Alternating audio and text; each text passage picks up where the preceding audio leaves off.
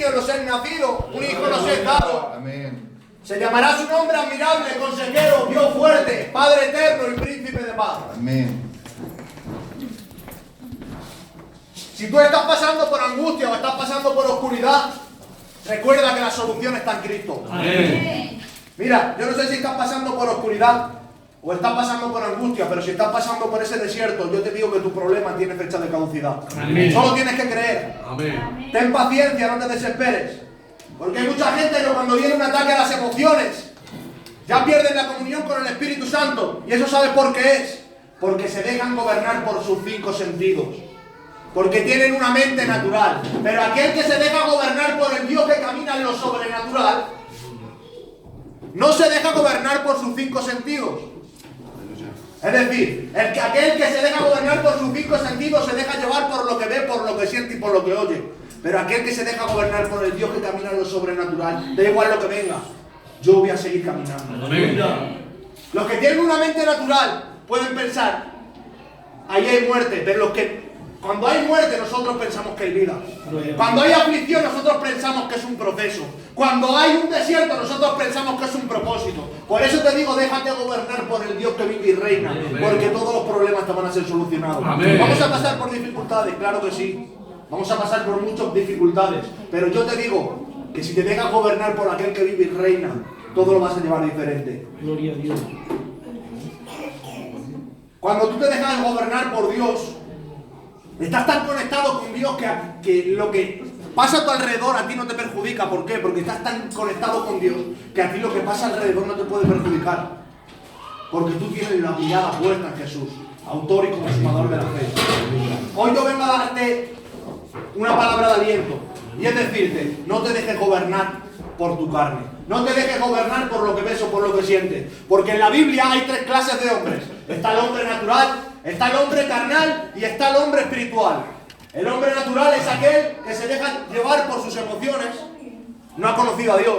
El hombre carnal es aquel que viene al culto, ha conocido a Dios, escucha la palabra, se la goza, pero cuando sale a la calle vienen las aves y quitan la semilla. Ese es el hombre carnal. Ese es el hombre que todavía se sigue gobernando por sus 5 sentidos. Pero el hombre espiritual, puede venir lo que venga, puede venir enfermedades, pueden venir aflicciones, pueden venir desiertos, claro que van a venir, pero tú estás tan conectado con Dios que lo que pasa a tu alrededor no te perjudica. Amén. Por eso hoy vengo a decirte, no tires la toalla. Amén. Porque hay de quien tire la toalla. Dice Isaías 30 del capítulo 1 al versículo 3, dice: hay de los hijos que se apartan, dice Jehová, para tomar consejo y no de mí, para cobijarse con cubierta y no de mi espíritu, añadiendo pecado a pecado. Dice que se apartan para defender a Egipto y no han preguntado de mi boca, para fortalecerse con la fuerza de Faraón y poner su esperanza en la sombra de Egipto. Dice, pero la fuerza de Faraón se convertirá en vergüenza y en confusión. Por eso te digo que no tires la toalla, que no te dejes gobernar por tus 5 sentidos, que no tomes consejo de cualquiera, que tomes consejo de aquel que vive y reina.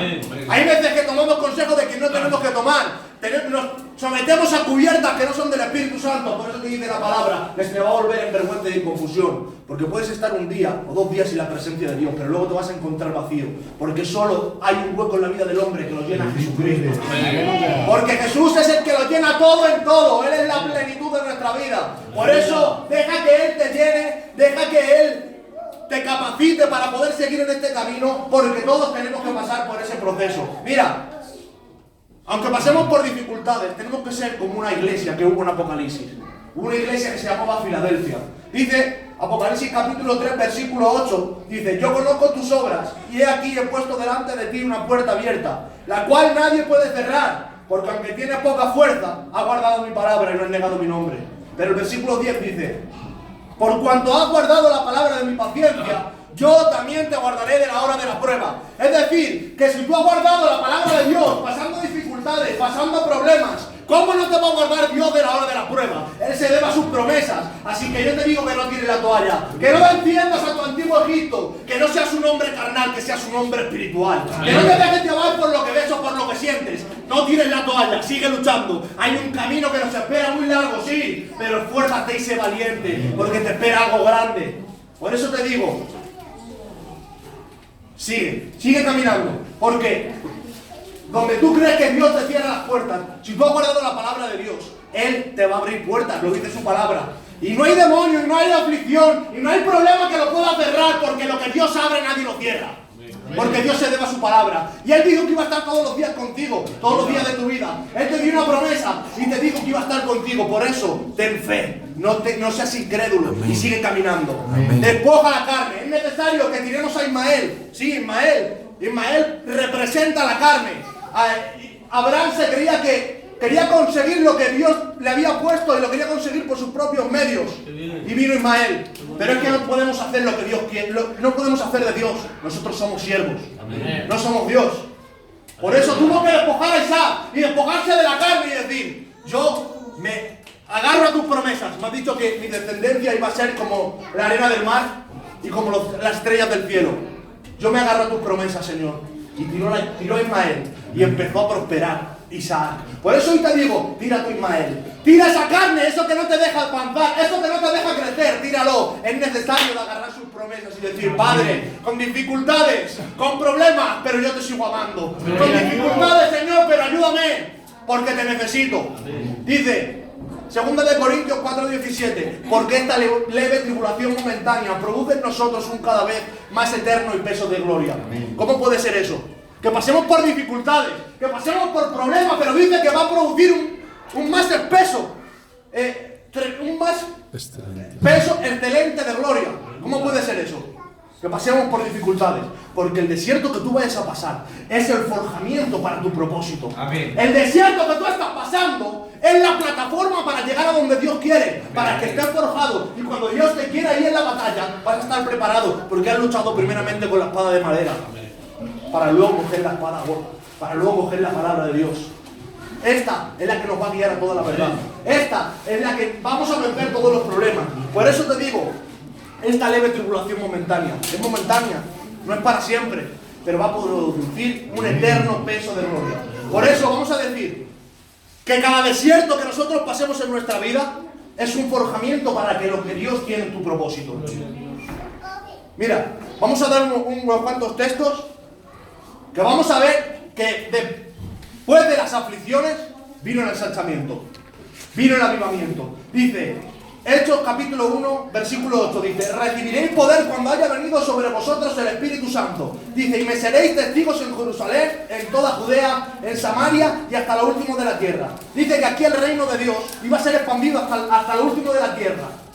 Pero, ¿sabes cuándo tiene cumplimiento? Tiene cumplimiento en el capítulo 8, dice: y fueron esparcidos y iban por todas partes anunciando el Evangelio. Amén. Pero ¿sabéis lo que pasó un capítulo antes?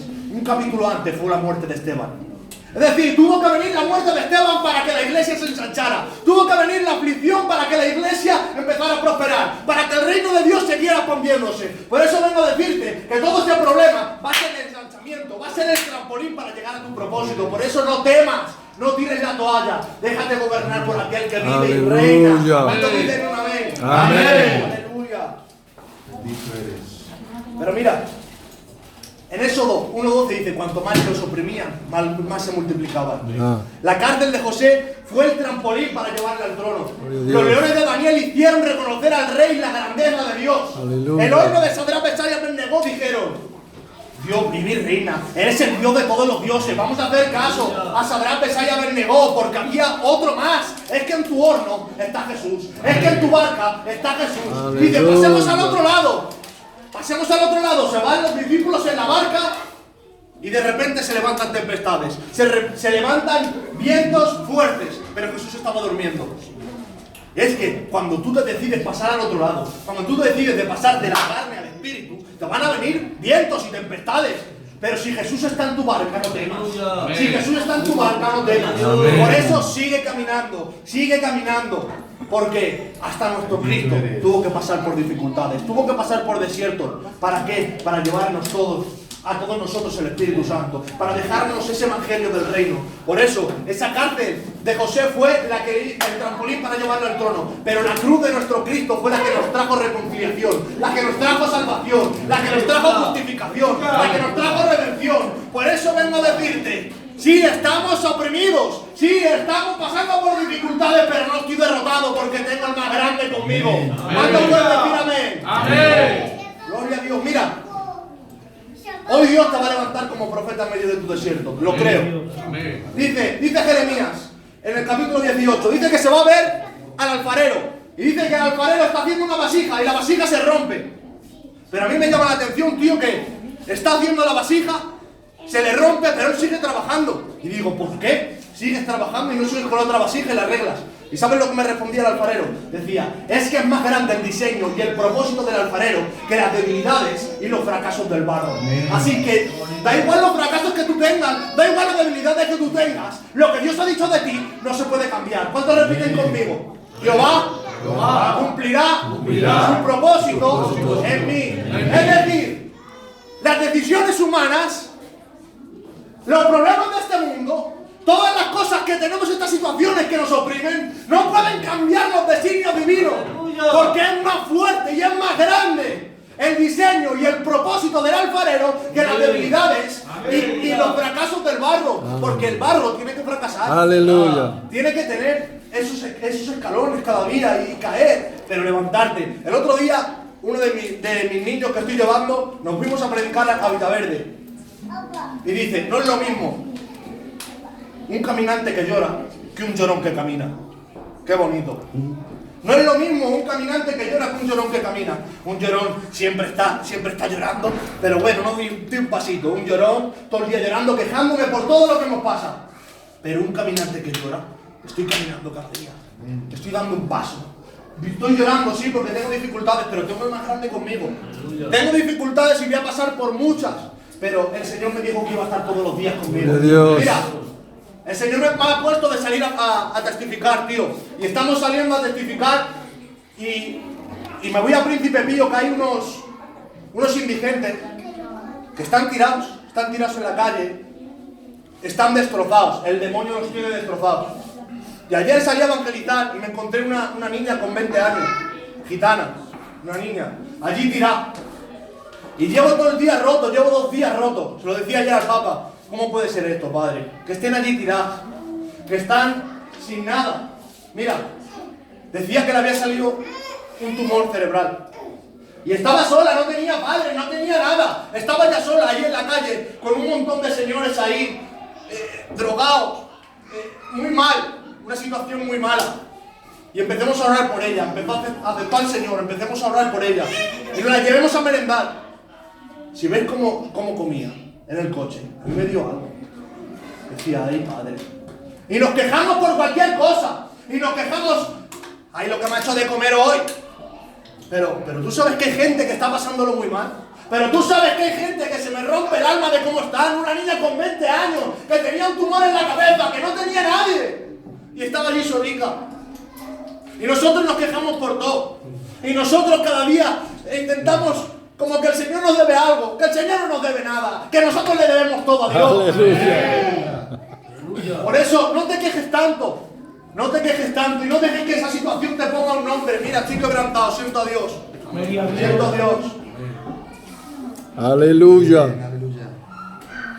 Esa niña me ha dejado roto. Y el Señor me ha hecho comprender que somos unos privilegiados.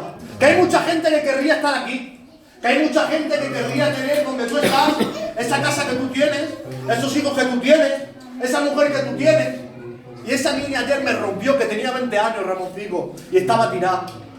Si no llegamos a ir nosotros para llevarla, no hemos llamado a remar. Aceptaba al Señor. Si no llegamos a ir nosotros, se queda en la calle. Una niña con 20 años. Y nosotros nos quejamos por todo. Y nosotros nos viene un fracaso y rápidamente nos ponemos un nombre. Como Noemí se puso un nombre. A mí no me llaméis Noemí, me llaméis Mara. Porque dejó que la situación le pusiera un nombre. Pero hoy yo vengo a decirte que tú le tienes que poner nombre a tu desierto. Aleluya. Hoy te vengo a decir, o estás en el bando de los que te conformas, o estás en el bando de los que dices, yo provoco mi milagro. Hubo 2 paralíticos. Un paralítico que se conformó 38 años, allí postrado. No tengo nadie que me meta. Soy un pobrecico. No hay nadie que me meta en el estanque. Pero sin embargo hubo otro que dijo, no puedo pasar por la puerta, no puedo pasar por la ventana, pero rompo el techo y me meto. Hoy yo vengo a decirte, rompe tu techo. Amén. Rompe tu techo. Yo no sé qué es lo que no te deja avanzar, qué es lo que no te deja crecer, pero yo te digo, rompe tu techo, porque vas a provocar ese milagro. Yo no quiero ser de los que se conforman, quiero ser de los que provocan, perdónenme, señores. No sé por qué. Estaba allí, Jairo con su hija. Señor, que tienes que venir a la casa. Y estaba esperando que el milagro fuera a la casa.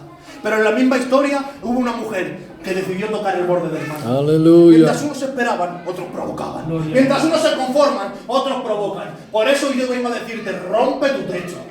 Rompe aquello que no te deja pasar, aquello que no te deja avanzar. Porque tienes algo grandísimo. Tenemos al Dios que camina. Amén. Sí, estoy viendo cosas grandísimas desde que estoy saliendo a evangelizar. El Señor me está haciendo el corazón más fuerte. Porque hay mucha necesidad. Hay gente que está tirada. Hay gente que se quiere quitar la vida. El otro día, en ese mismo sitio, estaba evangelizando a un señor. Y hablándole de Dios. Y estaba muy poco receptivo. Pero había otro, claro, porque la palabra de Dios es viva. Y tiene fuego. Y estaba ahí otro sentado. Y se me quedaba mirando. Y me cogí, me senté a su lado. Y le di un abrazo.